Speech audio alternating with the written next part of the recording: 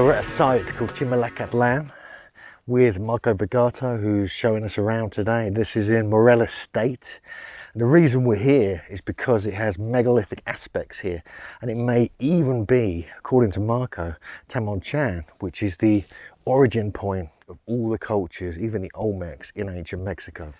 We're just approaching the megalithic platform, and you can just see how big some of the stones are here. This is unique. This is not like Mayan, it's more like Olmec, but even so, it's still quite different. These are huge stones. Look at this. You can just see the size of some of these. It's an whole different, very different construction technique to what we find in most Mayan or Olmec sites, really. So they built these massive megalithic walls right on the bedrock. This is very similar to what we find in Peru, parts of Europe, and this is a whole different level. And you can see some of them are kind of almost got polygonal. Oh, we've got a great hawk or eagle flying over us. Just saw the shadow on the stone there. And this is just a remarkable construction. It's like a pyramid, but it's really just a massive megalithic platform. It's absolutely outrageous.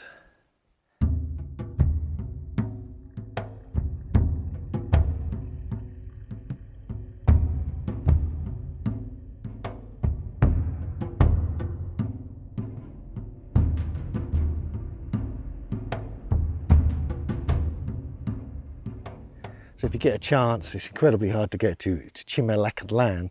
This is really interesting. It's almost on the Guerrero border, which is a really dodgy kind of cartel area. So we're kind of in the safe zone here. But you've got to be careful. Don't come through Guerrero, come through Morelos. Try and get Marco to come with you because he knows where it is, and it's tough to find even if you've got a GPS. It's a very hot day here, and but we're going to take a closer look at the platform just so you can get a sense of the scale of some of the stones. This is really the most important part of the site, according to Marco. So we're standing here right in front of the upper platform of Chimalacatlan, this big megalithic construction. As you can tell, it's built very high up on the hill. It has a commanding view of the entire valley around here. You can actually probably make out the river. It's called the Amasucac that flows down here. That actually part of my theory is that this civilization that built this site here at Chimalacatlan, Huaxtla, which is another site, but 1 hour and a half away from here, and even the Peña Huehuepiatla, which is in the state of Puebla, are all located along the same river valley. So it's quite possible they used the river as a way of communication, connecting all these different sites.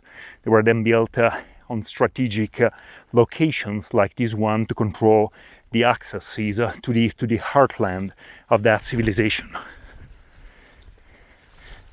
And these are only the very few identified, or I would even say like partially excavated or restored sites like Chimalacatlan, whereas for instance Huaxtla is completely restored. That's a completely virgin site, and the Peña Huehuepiatla, which we explored for the first time about 2 years ago, has just been recognized as an official archaeological site by the government of Mexico a few months ago. So there is still so much research that needs to be done on this civilization. Might be Olmec, might even be pre-Olmec, just judging from the style of architecture. That is that nobody really knows. The earliest datings that were done here in 1948 dated this site to between 1200 and 800 BC, but it was only based on ceramic that was found at the site. So that is that nobody really knows how old this site is, but there definitely seems to have been very strong Olmec presence in the region, as you've seen at Chalcatzinga as well.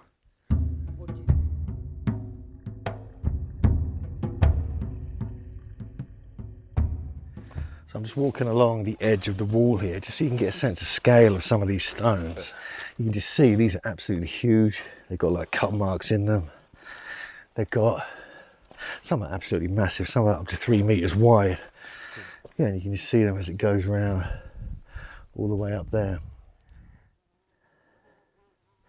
As you can see here, some of these stones are, 6 feet long, even longer. So we're talking about like 10, 15 tons.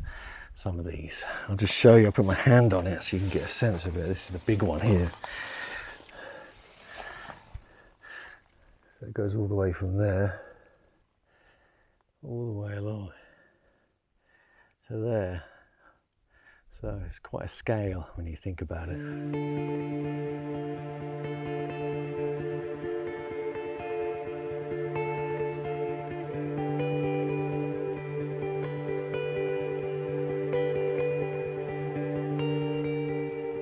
So what's really interesting about this site, it's not just this megalithic platform, it's the location, because according to tradition, and this was recorded in the 16th, 17th century, that there was this mother culture that was called Tamoanchan or Tamoanchan, and the people believed this was the Olmecs, but now we thought it could be older than the Olmecs, and they were said to have arrived on the Gulf Coast, much like the Olmecs did, but probably much earlier, and they came down to this area all the way through various states before they reached Morelos, which is here. And then they set up camp here. They built all these multiple massive temples in this whole Morelos area, which many of them aren't even excavated. And then they kind of spread out from there, promising to return. And Tamoanchan actually translates in Mayan as land of the bird serpent, or land of the feathered serpent, i.e. the realm of Quetzalcoatl.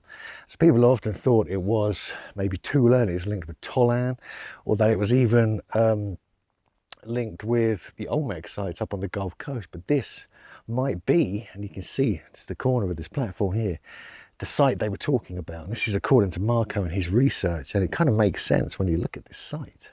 This isn't even the main part. There's a huge pyramid up on the top of the mountain as well.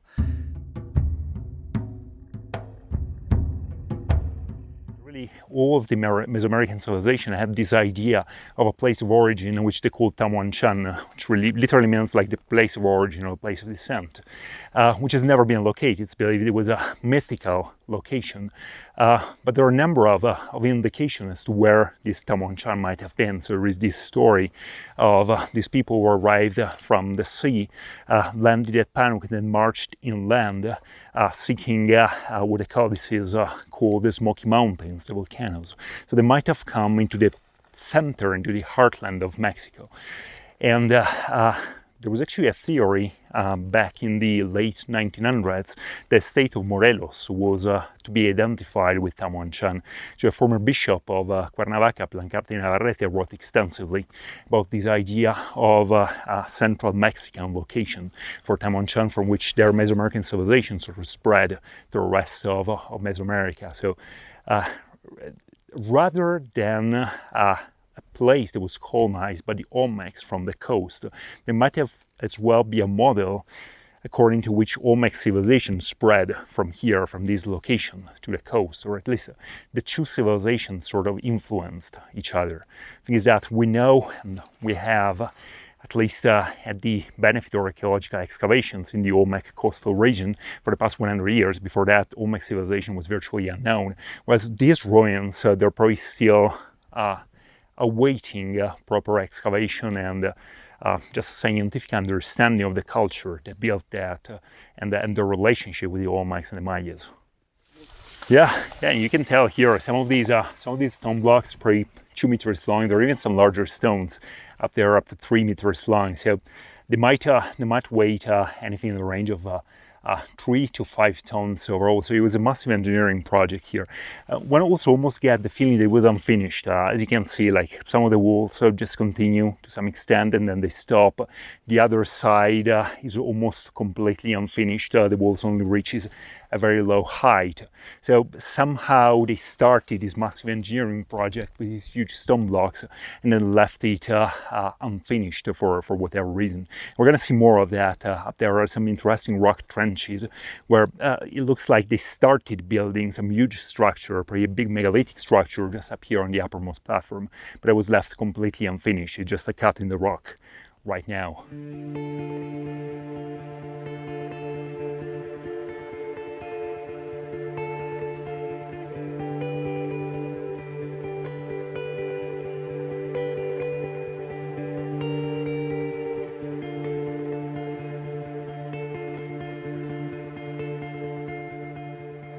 So this is another like typically Olmec feature, the sunken courtyard, which is square in the middle. It's all lined also on the inside with these big like megalithic stone blocks. And then it's sort of interesting because it looks like everything sort of like builds up to here, which is the upper terrace. And all that you have here, this sort of like area of bare rock, it's just bare rock. But it's you sort of like wonder, you almost see there like a straight cut in the rock, as if they were like, I'll probably build something up here. Must have been like a huge structure. See also the size of some of these boulders that were clearly like detached from the bedrock might have been used in the construction. So it could have been like a temple or some sort of structure that he built here.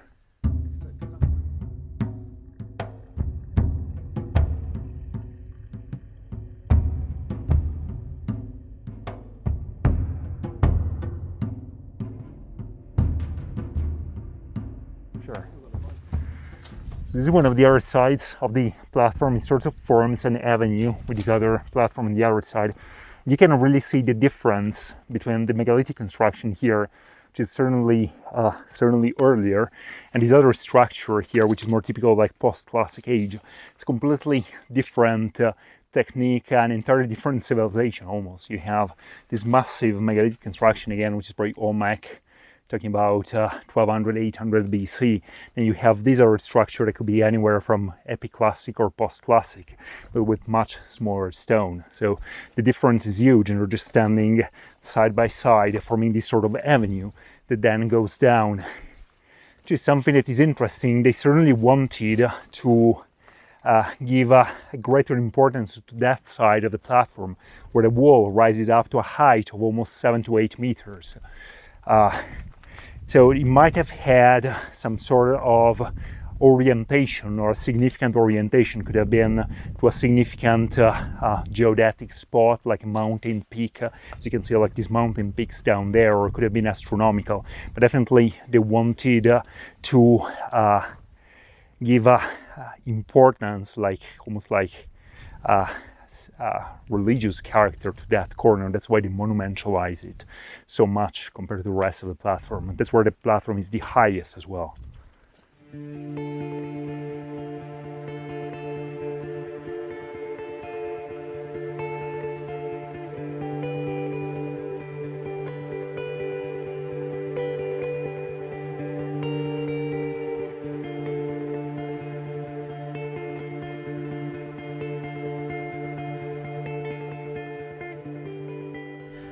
So here we have the megalithic platform, which is upon another platform. Absolutely amazing. It makes me wonder if this really is some kind of Olmec or pre-Olmec site.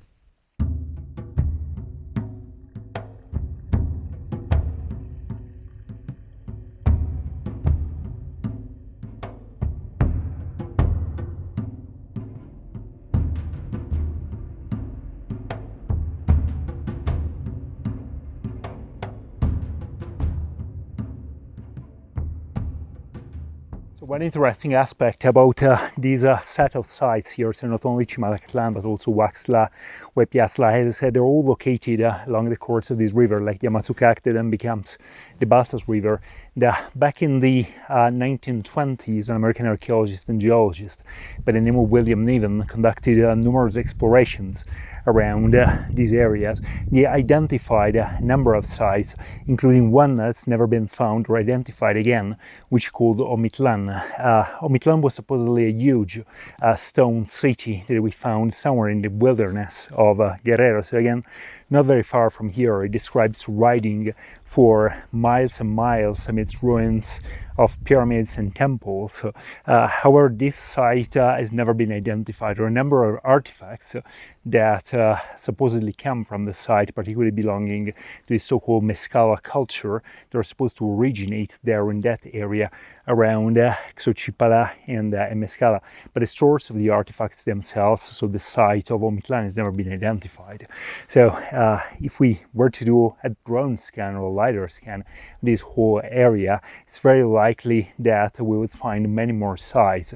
Really understand the true extent of this civilization was probably more of a network of cities connected to each other over a very large area, extending probably hundreds of miles in every direction in the highlands of Guerrero. The exploration, the archaeology of this area is still very limited. This site in particular of Chimalacatlan was only briefly excavated in 1948 by the archaeologist Florencia Müller, who then published a book on the ruins of Chimalacatlan, but very little progress has been made ever since. So she's the archaeologist actually responsible for much of the reconstruction or the consolidation you see here at the site, and also for the dating of this site to the Olmec period around 1200 BC. Even earlier, in the decade of the 1920s, the American archaeologist and geologist William Niven also explored this area. He didn't leave a very detailed record of his travels and of his exploration, but it's very likely that he visited this site and some other sites pretty far south in Guerrero, where he found or identified this great lost city of Omitlan, which has never been found yet. So it's very well possible, again, that more sites could exist around here. Even Florencia Müller, in their description of Chimalacatlan, mentions a number of other sites in the surrounding area that have never been identified again, so it probably still lie buried or covered by vegetation in one of the nearby hills. Right, so author Mark Carlotto actually I've met personally 1 year ago when he was visiting here in Mexico, actually wrote about this site and the orientation of it.